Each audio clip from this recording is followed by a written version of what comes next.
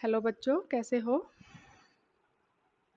आज हम जयशंकर प्रसाद द्वारा रचित कविता आत्मकथा के प्रश्न उत्तर करेंगे। पिछली कक्षा में हमने आत्मकथा कविता के सलाह किए थे।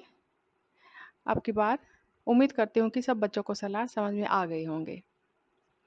जिस भी किसी बच्चे ने सलाह नहीं समझे हैं तो पिछले वीडियो खोल के पहले सलाह समझेंगे और उसके बाद जो आज के प्रश्न उत्तर है तब करेंगे। अगर आपने सलाह नहीं समझे, कविता नहीं पढ़ी, तो प्रश्न उत्तर समझ में नहीं आएंगे। ठीक है, इसलिए तुम्हें पहले सलाह समझने हैं और उसके बाद ही प्रश्न उत्तर समझने हैं। पहला प्रश्न है, कवि आत्मकथा लिखने से क्यों बचना चाहता है? तो इसका उत्तर है कि कवि आत्मकथा होती है अपनी कथा, अपने बारे में। तो कवि आत्मकथा लिखने से इसलिए बचना चाहता है क्योंकि कवि ये मानता है कि अभी तक उसने अपने जीवन में ऐसा कोई कार्य नहीं किया है जो दूसरों को बताने लायक हो या जिसे वो लिखकर दूसरों को बता सके। ठीक है, और उसके साथ साथ उसके जीवन में ऐसे बहुत से पल आए हैं, खुशियों के, आनंद भरे या दुख भरे, जो दूसरों के साथ वो साझा नहीं करना चाहता, दूसरों को नहीं बताना चाहता। इसलिए इन्हीं कारणों से कवि अपनी आत्मकथा नहीं लिखना चाहता है। प्रश्न नंबर 2, आत्मकथा सुनाने के संदर्भ में अभी समय भी नहीं, कवि ऐसा क्यों कहता है? तो हम बताएंगे कि कविता आत्मकथा के माध्यम से एक लाइन आई कि अभी समय भी नहीं। कवि ने ऐसा इसलिए कहा है क्योंकि कवि ने ऐसा कोई महत्वपूर्ण कार्य जीवन में अभी कोई इतना बड़ा कोई कार्य नहीं किया है कि जो दूसरों को बताने लायक हो, ऐसा इसलिए कहा गया है। प्रश्न नंबर 3, स्मृति को पाथेय बनाने से कवि का क्या आशय है? स्मृति होता है याद और पाथेय होता है पथ होता है रास्ता और पाथेय होता है रास्ते का भोजन।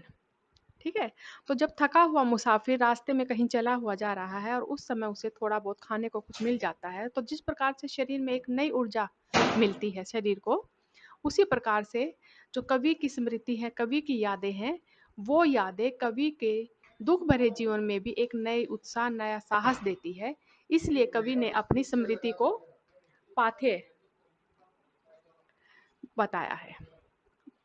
अगला है प्रश्न नंबर 4, भाव स्पष्ट कीजिए। मिला कहाँ वह सुख जिसका मैं स्वप्न देखकर जाग गया, आलिंगन में आते आते मुस्काकर जो भाग गया। तो इसका भाव बताना है हमने, यानी इन पंक्तियों के माध्यम से कवि हमें क्या बताना चाहता है। तो हम बताएंगे कि इन पंक्तियों के माध्यम से कवि हमें बताना चाहता है, मिला कहाँ वह सुख जिसका मैं स्वप्न देखकर जाग गया। यानी कवि क्या कह रहे हैं कि कवि ने अपने जीवन में जो खुशियां देखनी चाहिए थी, वो कवि को सपने में भी नहीं मिली।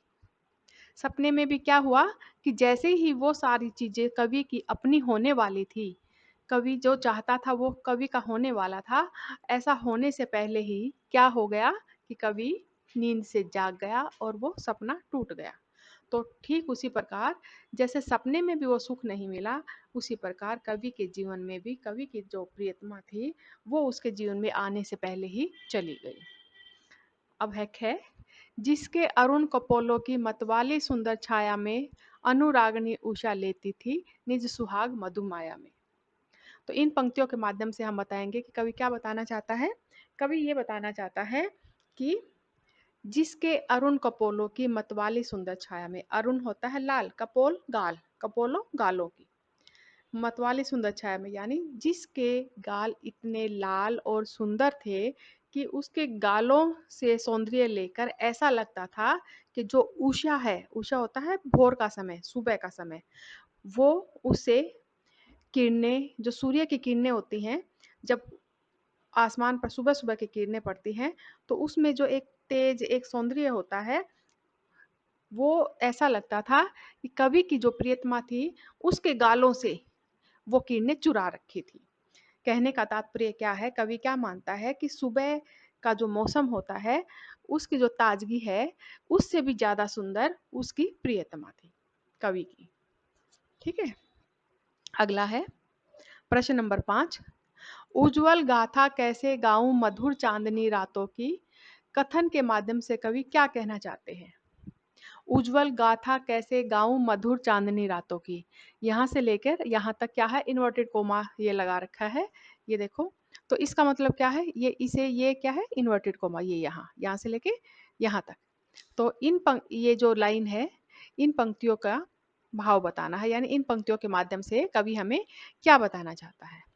ठीक है, तो क्या है, उज्ज्वल गाथा कैसे गाऊं मधुर चांदनी रातों की।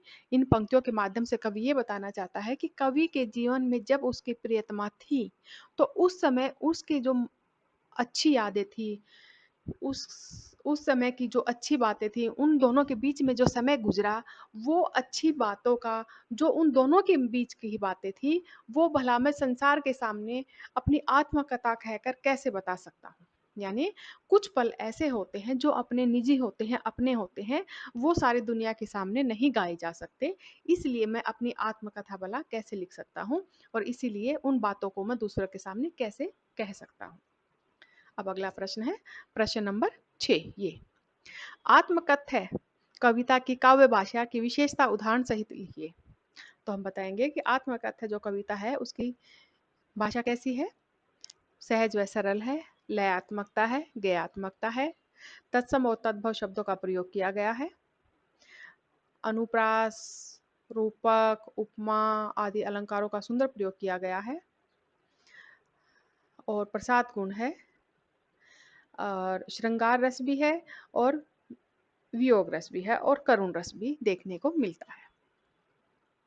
अब है प्रश्न नंबर 7, कवि ने जो सुख का सपना देखा था उसे कविता में किस रूप में अभिव्यक्त किया है।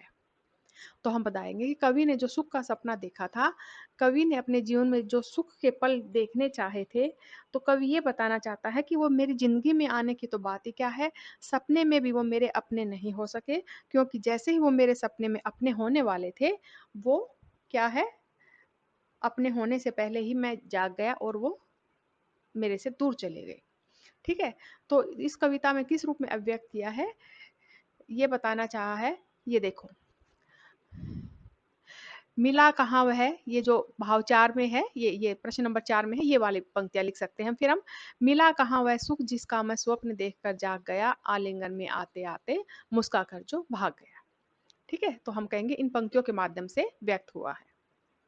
अब है प्रश्न नंबर 8, इस कविता के माध्यम से प्रसाद जी के व्यक्तित्व की जो झलक मिलती है उन्हें अपने शब्दों में लिखिए। तो हम बताएंगे कि प्रसाद के व्यक्तित्व की क्या झलक मिलती है, सीधे सरल व्यक्ति है, उनका व्यवहार आचरण भी सीधा साधा है, अपने जीवन में आने वाले सुख के पलों को वो दूसरों को नहीं बताने चाहते, और दुख के घड़ियों को भी बताकर वो अपना मजाक नहीं उड़वाना चाहते हैं, इसीलिए वो अपनी आत्मकथा नहीं लिखना चाहते हैं। प्रश्न नंबर 9 है, आप किन व्यक्तियों की आत्मकथा पढ़ना चाहेंगे और क्यों।